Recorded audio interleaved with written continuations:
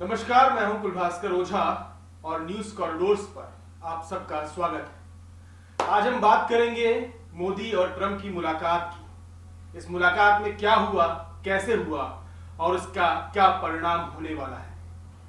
Trump ने मोदी के लिए कुर्सी लगाई, पाकिस्तान हिल गया। ज्वाइंट प्रेस कॉन्फ्रेंस हुई, पाकिस्तान पर सीधा निशाना। 26/11 के गुनहगार और पठानकोट के गुनहगार न्यायिक प्रक्रिया में लाए जाएं। बांग्लादेश भी अलग मुद्दा है, उस पर भी बात करेंगे, लेकिन पहले बात करेंगे आतंकवाद पर। हमारे साथ पशुपति सर हैं। पशुपति सर, आतंकवाद दुनिया के लिए सबसे बड़ा मुद्दा, दुनिया के लिए, भारत के लिए नहीं। एक अमेरिका में व्हाइट हाउस में मोदी और ट्रंप बैठते हैं और वहां बैठकर वो आतंकवाद पर बात करते हैं, बयान देते हैं कि पाकिस्तान 26/11 के गुनहगार और पठानकोट के गुनहगारों को वापस करे। संदेश क्या है?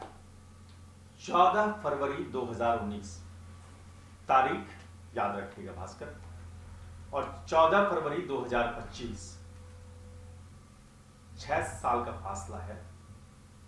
और आतंकवाद का जो सबसे बड़ा दंश है हिंदुस्तान जब झेलता है, जब 2019 में 14 फरवरी को वैलेंटाइन डे के दिन सीआरपीएफ के काफिले पर हमला होता है, आतंकी इस तरह से घात लगाकर हमला करते हैं कि हमें मौका नहीं मिलता और हमारे 40 जवान शहीद हो जाते हैं। प्रधानमंत्री मोदी इन तारीखों को कभी नहीं भूलते, उनके अंदर एक टीस रहती है। और 14 फरवरी को जब अमेरिका से एक आवाज आती है कि आतंकवाद के खिलाफ भारत सख्त रहेगा, पाकिस्तान या सीमा पार आतंकवाद को लेकर प्रधानमंत्री मोदी सबसे बड़े शक्तिशाली मुल्क से एक संदेश देते हैं कि पाकिस्तान हमारे जितने भी बड़े आतंकी हमले हैं उनमें जो लोग शरीक हुए हैं उनके खिलाफ कार्रवाई करे। कार्रवाई नहीं करता है अगर, बड़े मंचों से किसी बात को कहने का मतलब यह होता है कि आपकी घेराबंदी हो रही है, हम काउंटर एक्शंस के लिए एक भूमिका बनाते हैं। और यह काम आज मोदी ने किया।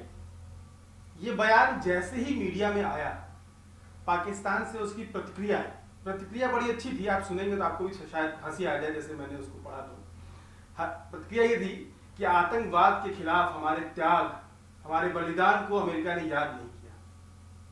देखिए, अमेरिका पाकिस्तान के साथ देखिए दो बहुत इंपॉर्टेंट तारीखें हैं, 9/11 और 26/11। मैं तारीखों की बार बार बात कर रहा हूं, दो हमलों की बात कर रहा हूं। आतंकी जब हमले करते हैं तो वो नहीं देखते कि वो कौन सा मुल्क है, वो कौन से लोग हैं। अमेरिका ने झेला 9/11, भारत ने झेला 26/11, दोनों की पीड़ा एक है। 9/11 के बाद पाकिस्तान को अमेरिका ने खुलकर फंडिंग की, अफगानिस्तान में ऑपरेशन चलाया।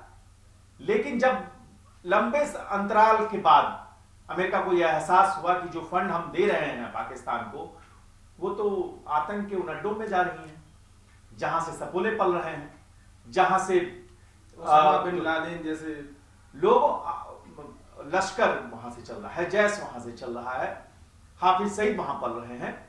तो ये जब एहसास अमेरिका को हुआ तो उसने फंडिंग रोक दी।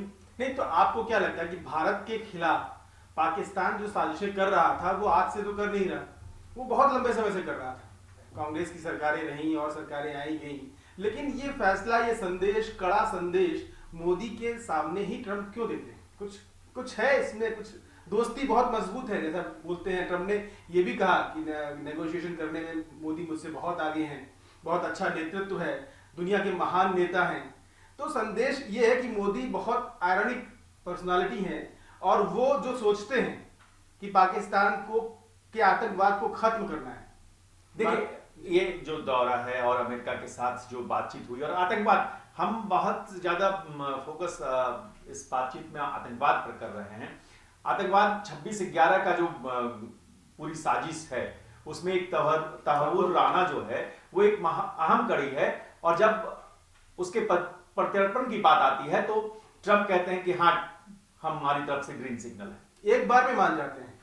तहव्वुर राना अगर हिंदुस्तान आता है तो आप समझिए कि पाकिस्तान की जो अभी तक कुछ चीजें दबी छुपी हैं, अब उसकी जुबान से जब आएंगी, जब एजेंसियां उनसे पूछताछ करेंगी, कई सारी कहानियां ऑलरेडी हमारे सामने हैं।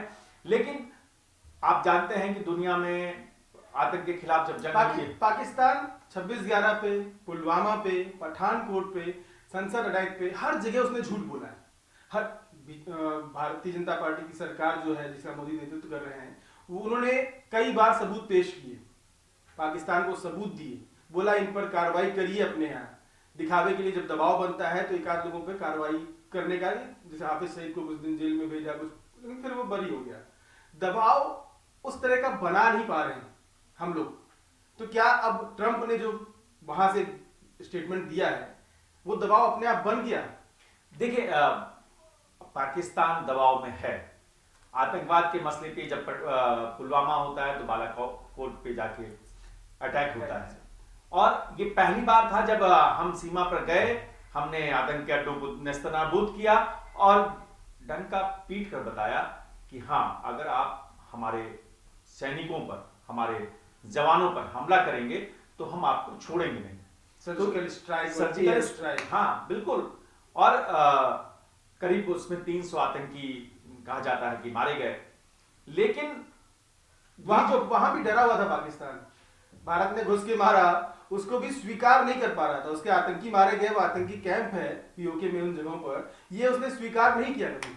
देखिए, जब तस्वीरें आती हैं, जब हमला होता है किसी आतंकी अड्डे पे, और उसके बाद आपको एक कूटनीतिक रूप से अपनी साख बचानी होती है, आपको अपने मुल्क में एक संदेश देना होता है, तो पाकिस्तान का कोई भी हुक्मरान ये नहीं कहेगा कि हम मार खा के आ गए, या हम मारे गए, या हमारे घर में घुसकर हमारे आतंकी अड्डों को नेस्तनाबूद किया गया। कोई मुल्क नहीं कहेगा, और पाकिस्तान तो नहीं, कतई नहीं कहेगा, क्योंकि उसकी नीयत ही ये है, वो उसकी सरकारें ही चलती हैं आतंकियों से साठगांठ के साथ। वो एक तरह के कट्टरपंथ को, एक तरह के आतंकवाद को सरपरस्ती देकर अपनी छवि मजबूत करते हैं, और जब वो अपने घर में गिरते हैं तो इन आतंकियों के शरण में जाते हैं। तो ऐसे हुक्मरानों से आप बहुत उम्मीद नहीं कर सकते।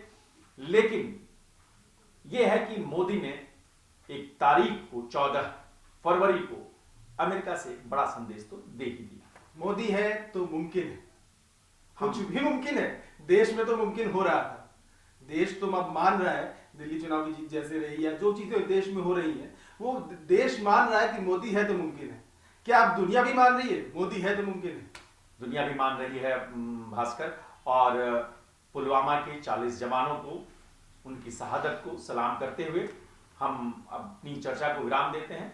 लेकिन हम ये भी कहते हैं कि हिंदुस्तान आतंकवाद के मसले पर अपने जवानों की शहादत का बदला लेगा, आज भी लेगा और कल भी लेगा, और डंके की चोट पर लेगा। आप देखते रहिए न्यूज़ कॉरिडोर्स।